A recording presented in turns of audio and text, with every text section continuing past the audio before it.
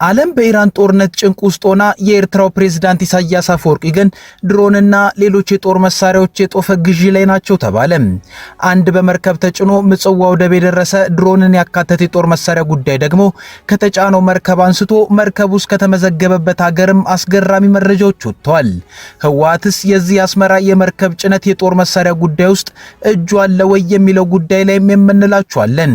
ጤና ይስጥልን፣ ኢትዮ ፍሮንቶች ነን። አብራችሁን ስትቆዩ ከዚህ በተጨማሪ ናታንዝ የተሰኘው የኢራን የኒውክሌር ጣቢያ ጥቃት ደረሰበት የሚለውን እንነግራችኋለን። እስከዛው ቻናላችንን ሰብስክራይብ፣ ላይክ እና ሼር እያደረጋችሁ አብራችሁን ቆዩም። ዓለም 3 ሳምንታትን በሞላው አሜሪካና እስራኤል ከኢራን ጋር እያደረጉት ባለው የመካከለኛው ምስራቅ ጦርነት ሙሉ ትኩረቱ በተወሰደበት በዚህ ጊዜ የኤርትራው ፕሬዝዳንት ኢሳያስ አፈወርቂ በጦፈ የጦር መሳሪያ ግዥ ከጦር መሳሪያም የሰው አልባ በራሪ ወይንም ድሮን ግዥ ውስጥ መሆናቸውን ኢትዮ ፍሮንት መረዳት ችላለች። በዚህ በመርከብ በተደረገ የጦር መሳሪያ ግዥ ውስጥ ከሚስጥራዊ ደሴቶች እስከ ቱርክ ፋብሪካዎች ተሳትፈዋል።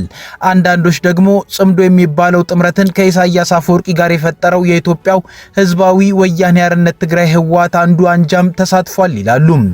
ኢትዮ ፍሮንት የኢሳያስ አፈወርቂ መንግስት ወደፊት ከኢትዮጵያ ጋር እዋጋለሁ በሚል በመርከቧ አጓጉዞ ያስገባውን የጦር መሳሪያ ከመርከቧ መነሻ መርከቧ እስከተመዘገበችበት ሚስጥራዊ ደሴት በተጨማሪ መርከቧ እንዴት ተጓጉዛ የኤርትራው ምጽዋ ወደብ ላይ እንደደረሰች የሚያሳይ መረጃን አግኝታለች።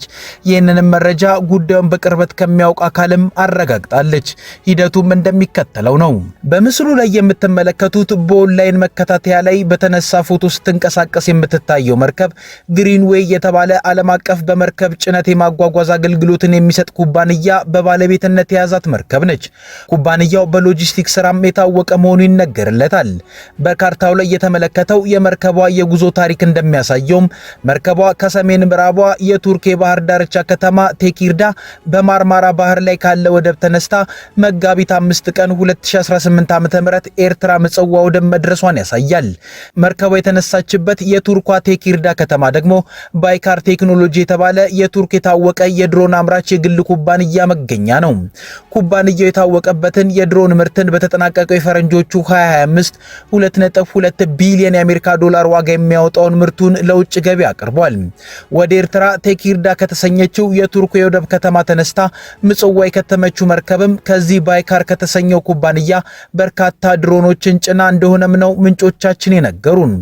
ሁኔታው የኤርትራው ፕሬዝዳንት ኢሳያስ አፈወርቂ የሻዕቢያ መንግስት የቀጠለና የተጠናከረ ወታደራዊ ዝግጅትን እያደረገ መሆኑን የሚያሳይ ነው። የአስመራ መንግስት የጠቅላይ ሚኒስትር አብይ አህመድ መንግስት በቀይ ባህር ላይ የይገባኛል ጥያቄን ካነሳ ጀምሮ ውጥረት ውስጥ ገብቷል። በተለይ ከቅርብ ወራት ወዲህ ሁለቱ ሀገራት ወደ ለየለት ጦርነት ይገባሉ የሚለው ዓለም አቀፍ ስጋትም አይሎ ነበር። ሀገራቱ ጦራቸውን ወደ የድንበሮቻቸው አስጠግተዋል ከተባለ በኋላ ከአሁን ውጊያ ይጀምራል በሚል የድንበር አካባቢ ነዋሪዎችም ከመኖሪያ ቀያቸው ተፈናቅለው መኖሪያን ቀይረዋል። ሆኖም በመካከለኛው ምስራቅ አሜሪካና እስራኤል ከኢራን ጋር ጦርነት ውስጥ ከገቡ በኋላ በኢትዮጵያና በኤርትራ መካከል የነበረው ውጥረት መጠነኛ መርገብን አሳይቷል። በመካከለኛው ምስራቅ የተነሳው ጦርነት በዓለም ገበያ የነዳጅ እጥረትና የዋጋ ውድነትን መፍጠሩ በራሱ ሀገራቱ ጦርነቱን ከማካሄድ ሳያቅባቸው እንዳልቀረ ይታመናል። ነገር ግን አሁን ያገኘነው መረጃ እንደሚያሳየው በሁለቱ ሀገራት መካከል የቃላት ጦርነቱ ረገብ ይበል እንጂ ወደፊት ጦርነት አይቀርም በሚል የመሳሪያ ሸመታ ላይ መሆናቸውን ነው። ከቱርኳ ከተማ ተነስታ ኤርትራ ምጽዋ የደረሰችው መርከብ ባለቤትነት ጉዳይም አስገራሚ ነገር አለው። በምስሉ ላይ እንደሚታየው ድሮንና የጦር መሳሪያውን ከቱርክ ምጽዋ ያደረሰችው መርከብ ግሪንዌይ የተባለ ኩባንያ በባለቤትነት የያዛት ነች። ይህ ኩባንያ ደግሞ የተባበሩት አረብ ኤሚሬት ውስጥ በንግድ የተመዘገበ እንደሆነ ነው የሚነገረው። ነገር ግን የጦር መሳሪያው ከቱርክ ኤርትራ ምጽዋ የተጓጓዘባት መርከብ የተመዘገበችው ሴንት ኪትስ ኤንድ ኔቪስ በተባሉት በካሪቢያን በሚገኙት ደሴቶች ነው። የሚገርመውም በእነዚህ ደሴቶች የሚመዘገቡት መርከቦች በዓለም ላይ የተለያዩ ህገወጥ ንግዶችን፣ የጦር መሳሪያ ዝውውሮችን በመስራት እንደሚታወቁ ይነገራል። በእንዲህ አይነት ዓለም አቀፍ የህገወጥ ንግድ ላይ የሚሰሩት አካላት መርከቦችን በእነዚህ ደሴቶች ማስመዝገብ የሚፈልጉትም የህግ ቁጥጥራቸው የላላ ስለሆነ በቀላሉ መርከብ ላይ የሚለጠፍ ወይንም የሚውለበለብ ባንዲራን ስለሚሰጡ ከተጠያቂነት ለማምለጥ ነው። ከዚህም ሲያልፍ እነዚህ እነዚህ ደሴቶች ግብር ስለማይጠይቁም ብዙ ባለሀብቶችና ኩባንያዎች ለመሸሸጊያነት ይፈልጓቸዋል። ከቱርኳ የወደብ ከተማ ተነስታ ድሮንን ጨምሮ የጦር መሳሪያን ምጽዋ ያደረሰችው መርከብ የተመዘገበችውም በካሪቢያን በሚገኙት የሴንት ኪትስ እና ኔቪስ ደሴቶች ስለሆነ ቱርክ ሄዳ ዕቃ ስትጭን የሚጠይቃትም የለም። ነገር ግን ዛሬ ከቱርክ ምጽዋ ጦር መሳሪያን አደረሰች የተባለችው መርከብ በሴንት ኪትስ እና ኔቪስ ደሴቶች መመዝገቧ ሲታወቅ አንድ ወሳኝ ግጥምጥሞሽን በሚያስገርም ሁኔታ ያስታውሰናል።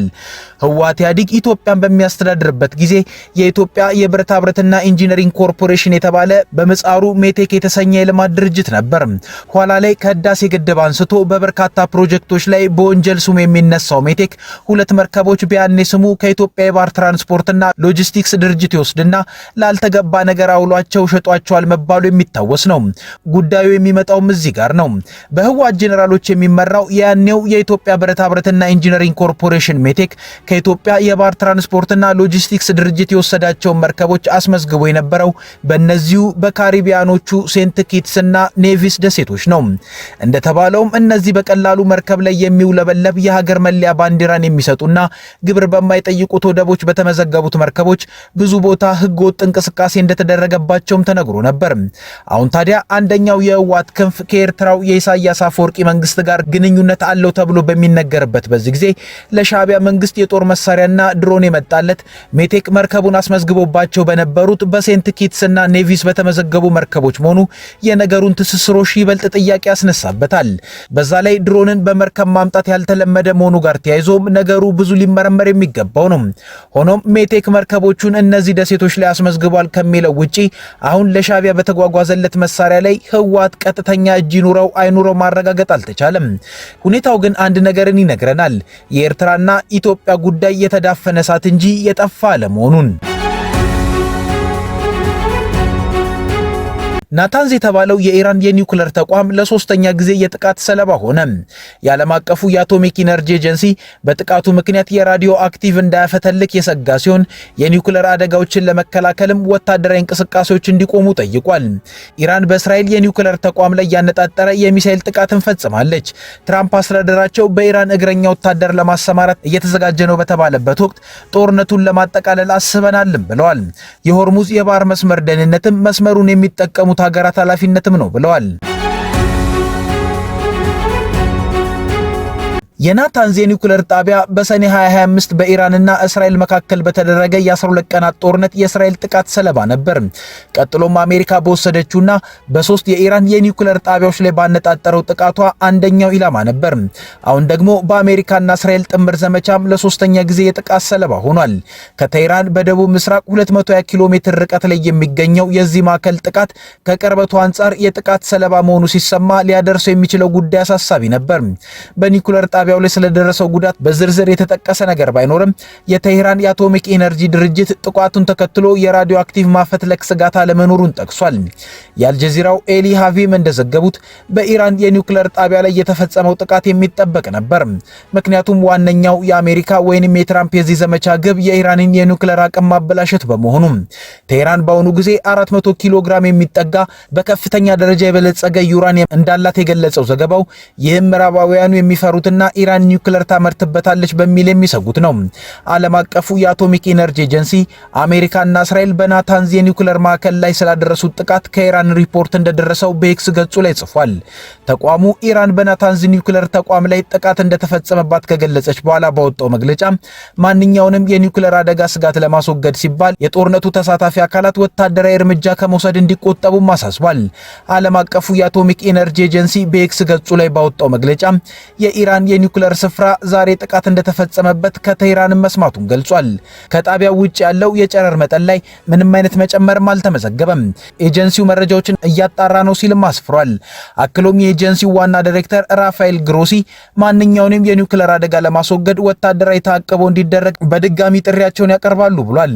የአሁኑን የናታንዝ የኒውክሌር ጣቢያ ጥቃት ተከትሎ ኢራን በእስራኤል ላይ ከባድ የሚሳኤል ጥቃት ማድረሷ ተዘግቧል። በደቡባዊ የእስራኤል ከተማ ዲሞና ላይ ባነጣጠረው በዚህ ጊዜ ሚሳኤል ጥቃት ቢያንስ 47 ሰዎች መጎዳታቸው ቢነገርም የዚህ የኢራን ጥቃት ኢላማ ግን ከአካባቢው በ13 ኪሎ ሜትሮች ርቀት ላይ የሚገኝ አንድ የአገሪቱ ኒውክሌር ተቋም እንደነበረ ነው የተገለጸው። በሌላ በኩል ጦርነቱን ተከትሎ በዓለም አቀፍ ደረጃ የተፈጠረውን የነዳጅ ቀውስ ለማረጋጋት በሚል አሜሪካ በኢራን ነዳጅ ላይ የጣለችውን ማዕቀብ በጊዜያዊነት አንስታለች። የግምጃ ቤት ሚኒስትሩ ስኮት ቢሴንት ይህ የአጭር ጊዜ ፈቃድ 140 ሚሊዮን በርሜል ነዳጅ ወደ ዓለም የኤነርጂ ገበያ እንዲገባ እንደሚያደርግ በኤክስ ገጻቸው ላይ ባሰፈሩት ጽሑፍ ገልጸዋል። ይሁን እንጂ ኢራን ከነዳጅ ሽያጩ የሚገኘው ትርፍን ለማግኘት አዳጋች እንደሚሆንባትም ቢሴንት ተናግረዋል። የማዕቀብ ማንሳት ውሳኔው ቀድሞውኑ እየተጓጓዘ ያለ ነዳጅ ላይ ብቻ የተገደበ መሆኑን የገለጹት ሚኒስትሩ አዲስ ግዢን ወይም ምርትን አይፈቅድም ብለዋል። በመሰረቱ የነዳጅ ዋጋን ለመቀነስ የኢራንን በርሜሎች በራሷ በቴህራን ላይ እንጠቀማለን በማለትም ጽፈዋል። ከኢትዮ ፍሮንት የዛሬ ጉዳዮቻችን እነዚህ ነበሩ። አብራችሁን ስለቆያችሁ እናመሰግናለን። ቻናላችንን ሰብስክራይብ አድርጉልን። መልካም ጊዜ